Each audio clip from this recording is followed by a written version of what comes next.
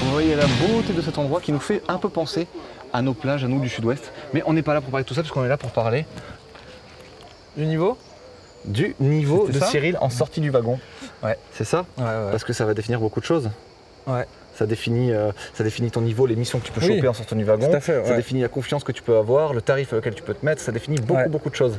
Et alors du coup, on va commencer par la première question de cette interview, Cyril. Au wagon, quel était ton niveau à peu près? Comment tu te situais par rapport à la classe? Est-ce que tu étais dans le top moumoute ou milieu de moumoute? J'étais milieu moumoute, j'étais dans le ventre mou. C'est-à-dire les gens qui comprenaient? Les gens qui comprenaient mais qui n'étaient pas les plus à l'aise, hein, clairement. C'est parce qu'il y en a qui ont plus d'affinité avec les logiques qu'on met en place pendant le wagon. Par exemple, des gens qui faisaient de l'audit. L'audit, ça, apparemment, ils manipulent pas mal Excel et ils s'y retrouvent en fait dans les logiques qu'on apprend. Ouais. Et moi, pas du tout. Non, moi, je galérais pas mal, mais ouais, non, dans toute honnêteté, en sortant du wagon, j'étais pas serein de mon niveau, quoi. Mais c'est aussi normal. C'est normal. Je crois qu'on nous avait prévenu aussi, tout ça, finalement. Oui. Même si c'est pas le truc, tu penses pas à ça quand tu le fais, tu te dis que tu vas être un super fort, un cadre, tout ça, et non, malheureusement, ça marche pas comme ça. Pas forcément le cas, d'accord. Qu'est-ce que c'était le truc que tu avais le mieux compris en sortant du wagon? Est-ce que tu as le moins compris en fait? Qu'est-ce qui n'était pas encore bien acquis? Oh là là, c'est difficile comme question, parce qu'il n'y a pas un truc en particulier que je me sentais de maîtriser, loin de là. Non, j'avais compris globalement comment fonctionnait un projet, comment démarrer un projet, en partant de rien, quoi. Et c'est con, mais tu taffes beaucoup avec le terminal, avec Git. Et ça, ouais, on va dire que ça, c'est des trucs que j'arrivais à naviguer à travers de ces nouvelles interfaces qui sont quand même un peu surprenantes par rapport à quand tu es débutant, tu sais pas à quoi sert un terminal, tu sais pas à quoi sert tout ça, et ça fait peur, et ça je maîtrisais, mais bon, c'est une micro-partie du... Ouais, mais c'est une partie importante quand même de la culture informatique, et c'est assez cool mais non, mais clairement, je me sentais maître d'aucune technologie ou quoi que ce soit, quoi. Ouais. Ça te met juste un goût dans la bouche, quoi, pour continuer la suite. D'accord. Si je te dis qu'il y a notre bus derrière, qu'est-ce que tu dis? Mais je te dis que non, c'est pas lui qu'on prend. Ouais, celui d'en face. Mais tu veux pas quand même lui poser une question à lui? Non, parce que lui, on va se poser, il va nous... Déjà, on n'a pas de ticket, donc on va devoir négocier le ticket. Oui, mais justement, ça nous laisse une deuxième chance de négociation. Si lui, il accepte, peut-être qu'il vaut mieux qu'on se mette dedans. Ouais. Ah ben... Ah putain, cette organisation de schlag.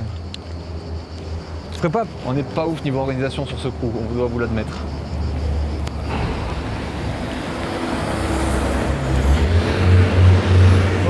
Notre bus, donc on peut s'en foutre un peu. Ça bat les couilles. Ça bat les couilles. Ça bat les couilles. Mais viens, on se met en face. Ok. Bon Cyril, on se retrouve après cette feinte que nous a fait le bus. Ouais. On était en train de parler de...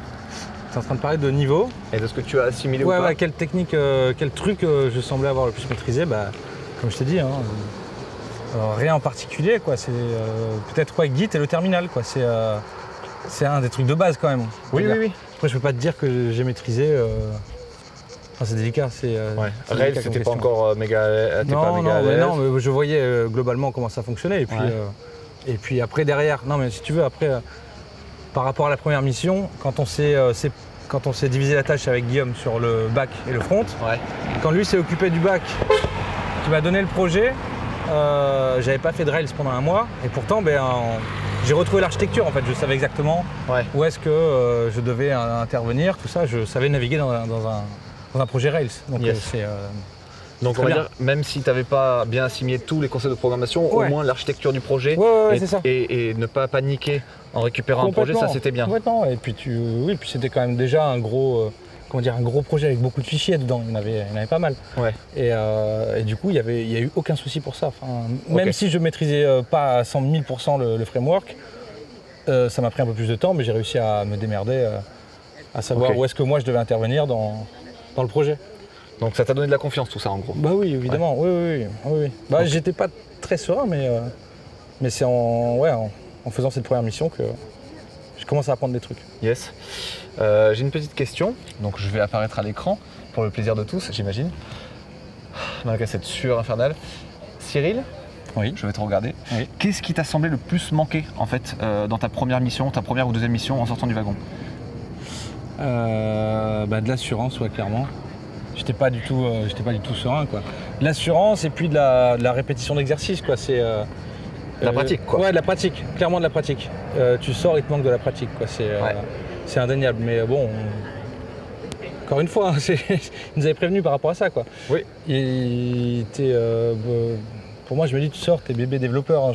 J'avais déjà utilisé cette expression avant. Et c'est avec les premières missions que tu découvres la pratique, la vraie pratique dans le cadre du monde du travail, on va dire. Et là, ça fait quoi alors quand t'es plus à l'école et quand tu te heurtes à la première mission, alors qu'est-ce qu'il en est alors Moi, j'avais une chance avec toi, c'est que je pouvais te bombarder de questions dès que j'avais le moins de soucis. J'étais probablement un peu saoulé par rapport à ça et je m'en excuse pas. Ouais, c'est toi qui m'as mis sur ces rails. Et ouais, donc moi j'ai du bol, quoi, mais pour les autres c'était probablement plus compliqué, mais ils s'en sont sortis encore une fois. Je sais que Guillaume a passé beaucoup de temps sur Stack Overflow, voilà, ça moi je l'ai pas fait. Voilà. Oui, voilà. Moi t'étais là pour m'aider. Ouais. D'accord, oui, mais Stack Overflow permet quand même en effet de s'en sortir tout seul et de poser toutes les questions et d'avancer. Il n'y a pas de souci avec ça. Ça, il faut que tout le monde le sache, c'est très important et ça fait partie même du métier de développeur. D'être livré à toi-même, d'avoir personne à qui te référer et à part Google, quoi. Et Google est full de réponses. Il y a tout ce que vous pouvez. Il y a quand même beaucoup de réponses. Imaginer, bien sûr, il y a tout. Moi, je galérais parce que je suis un peu twisted. Ce qu'il y a, c'est que tu n'as pas encore le réflexe de formuler ton problème, en fait, de le formuler à Google, de le traduire, en fait, pour avoir des bonnes réponses sur Google. Ça, c'est un truc qui vient aussi avec l'expérience, pas mal. Mais voilà, tu m'as eu, effectivement, ça t'a permis d'avancer plus vite, éventuellement, de poser plus de questions. C'est bien, hein, ça aurait été dommage, limite, de se passer de ça, vu que tu pouvais en profiter. C'est cool. Cyril, j'ai une question. Oui. Les nouveaux élèves qui sortent du wagon. Oui. Qu'est-ce que tu leur dirais comme conseil? Toi, après avoir fait 2 missions comme ça, qu'est-ce que tu leur conseillerais? D'en trouver trouver des missions le plus rapidement possible. Ouais. Et mais pour pouvoir réaliser à bien ces missions, qu'est-ce que tu leur conseillerais? Si tu devais leur conseiller de réviser quelque chose ou de taffer quelque chose, s'ils ne trouvent pas de mission, admettons, qu'est-ce qu'ils doivent taffer par eux-mêmes? Alors les amis, le bus nous a interrompu pile au moment où je voulais récupérer la parole pour vous dire pas mal de choses et en particulier si après le wagon vous voulez être freelancer. C'est pas évident.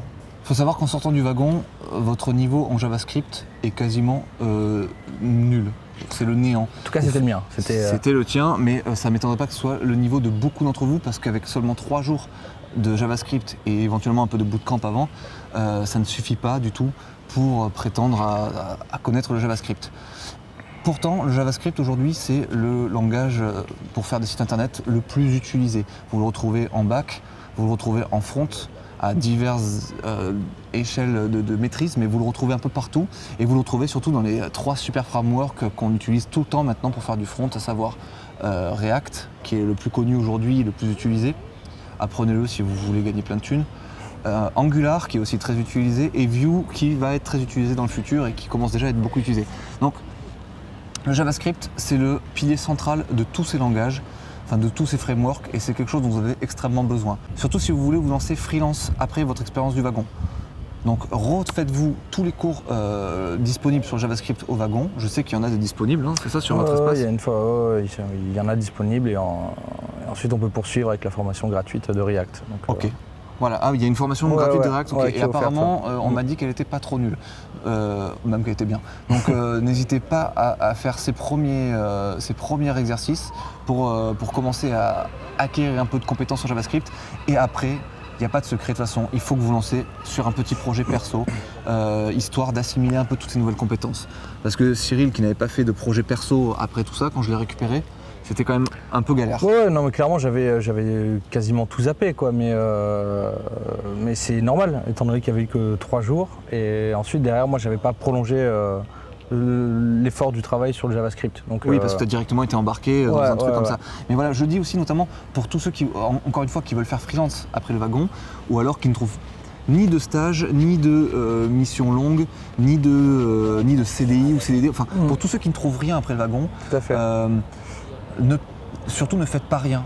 Continuez et commencez à apprendre ce truc, le JavaScript, parce que ça vous servira dans n'importe quelle mission. À condition bien sûr que vous voulez faire des sites internet. Mais j'imagine que ceux qui font le wagon sont là pour faire des sites internet. Ouais.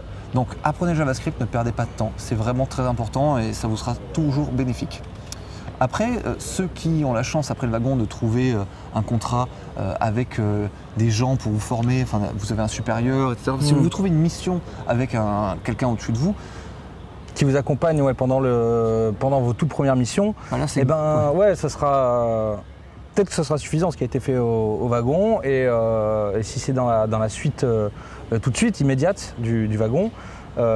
Les boîtes, il y a pas mal de boîtes qui connaissent le wagon et qui savent exactement le niveau et ils seront prêts à vous accompagner dans vos premières, on va dire, difficultés parce que 3 jours de JavaScript, tu arrives, tu as des missions avec ça, t'es quand même pas tout seul. Dans le cadre d'un CDI ou d'un premier stage ou un truc comme ça. Là, c'est carrément faisable. Il y aura de l'indulgence pour vous à ce niveau-là. Mais par contre, si vous ne trouvez pas ça et si vous voulez vous lancer à votre compte encore une fois, le petit client sur lequel vous allez tomber, lui, il n'a rien à faire de vos excuses et que vous n'avez pas fait de JavaScript au wagon, il s'en foutra. Donc clairement, voilà, faites ça, c'est très important. J'ai croisé pas mal de gens après une fois que tu avais fini ton truc. On s'est rejoints tous les deux au meet-up à Paris au wagon. Tu as pu échanger avec beaucoup de jeunes élèves qui venaient de finir la promotion après moi. Et même celle d'avant toi aussi. Ouais, d'accord, ok. T'as les deux. Voilà, j'avais pas mal de gens à divers stades de leur après-wagon, on va dire. Et il y en avait quelques-uns qui se sentaient un peu perdus, qui ne savaient pas trop où aller.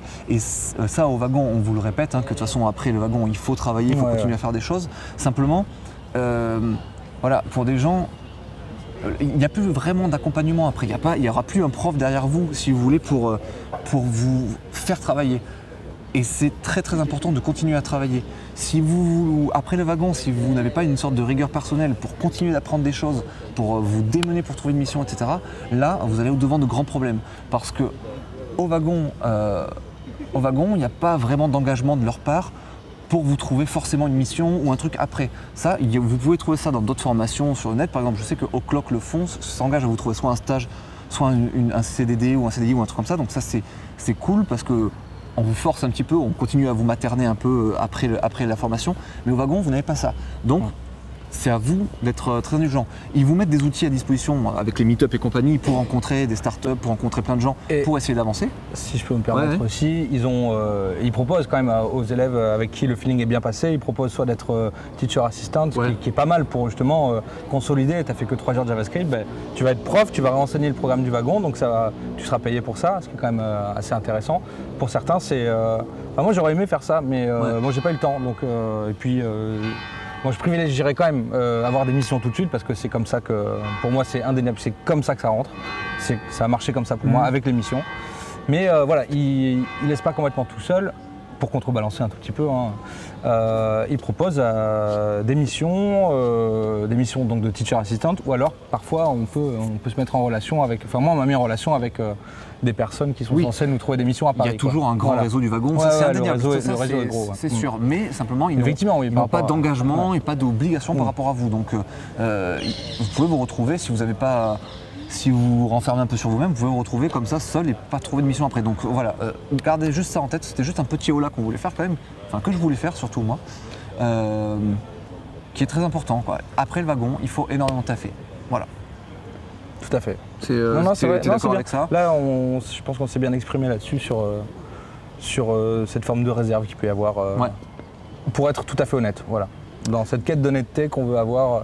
Voilà, oui, parce que pour le moment, vous avez dit que du bien du wagon, et effectivement, c'est très bien, il n'y a pas de problème. Mais voilà, encore une fois, je déteste les gens qui vendent du rêve sur le net, et donc je ne veux pas du tout faire partie de cette école-là de menteurs ou de bonimentaires, des gens qui survendent la réalité. Avant de vous retrouver les pieds dans le sable à Bali pour coder à distance, etc., avec vos clients perso, il y a un gros chemin à faire et beaucoup de travail personnel à fournir. Mais un travail toutefois, encore une fois, très passionnant et qui est jalonné d'étapes trop cool. Donc pas du tout infaisable et moi j'espère que vous allez vous lancer là-dedans. C'est trop bien. Cyril, là, on vous en reparle dans une autre vidéo parce que demain on va aborder une nouvelle vidéo qui consiste à parler de la première mission qu'on a fait ensemble et le goût pour le développement qui monte petit à petit, non? Complètement. Et puis la progression qui est très appréciable. Et puis arriver à un moment où coder, on en parlait, où c'était du pur plaisir, tout simplement. Il y a des phases comme ça. Il y a des phases comme ça où ça y est, toutes les bases sont là. Et t'as plus qu'à faire reproduire, enfin t'as plus qu'à faire ton taf, mais c'est tellement un taf spoiler la vidéo de demain là. Ouais, un petit peu, Bon, donc on va pas le faire, on va pas spoiler. On s'arrête là, On s'arrête là, mais ça vous a donné envie de regarder demain, j'imagine, ça j'en suis sûr. Et sinon, on vient d'entendre le carillon sonner derrière nous, ça veut peut-être dire pour nous qu'il est l'heure d'aller à l'apéritivo à Rome, parce que nous sommes finalement à Rome, voilà, et on y est plutôt pas mal. Il fait très bon. Quelque chose à ajouter? Non, c'est très bien, Allons boire et manger aux apéritivos. À bientôt. Après avoir bien travaillé, on a bien travaillé. Oui, on a bien travaillé. Et Cyril a fait ses premiers pas sur WordPress tout à l'heure, très intéressant, on en reparlera. Ciao.